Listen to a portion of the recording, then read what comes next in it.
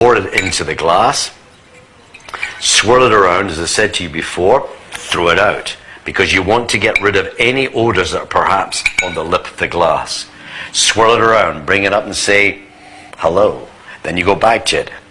How are you? And then go back to it. Quite well.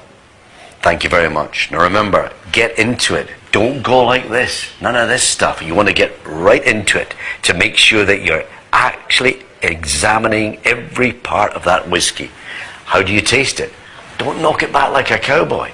Take the water. But don't just pick up a jug like this. What you need to do is to pick up a jug with your finger in the water. Why? Because you want to test it. Why do you want to test it? Because many barmen, unfortunately, stick their jug under a hot tap by mistake, and therefore, this is what ruins whiskey. 6 times I've now ruined my whiskey.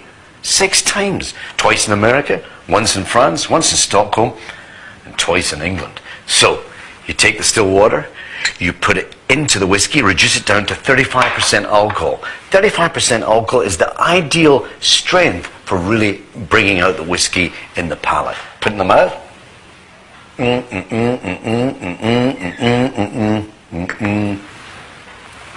then let it go down. Absolutely fantastic.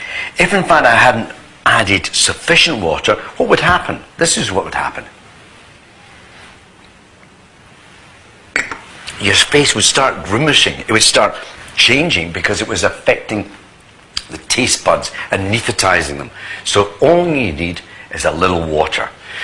When I have a presentation, finish at night, want to relax, go into the bar, there's nothing more wonderful than the sound of whiskey being poured by the barman into a glass.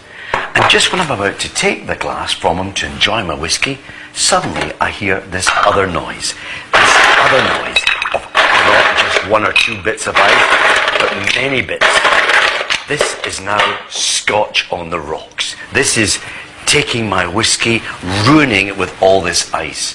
In the olden days when there was no ice, the Scots had to improvise. So what did they do? They went to the riverbeds. They took the cold rocks that had been chilled by the mountain snows. They put that into the whiskey and that chilled it.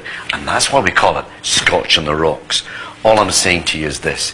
If you're ever in a bar and you want to try and enjoy your whiskey this way, don't take it.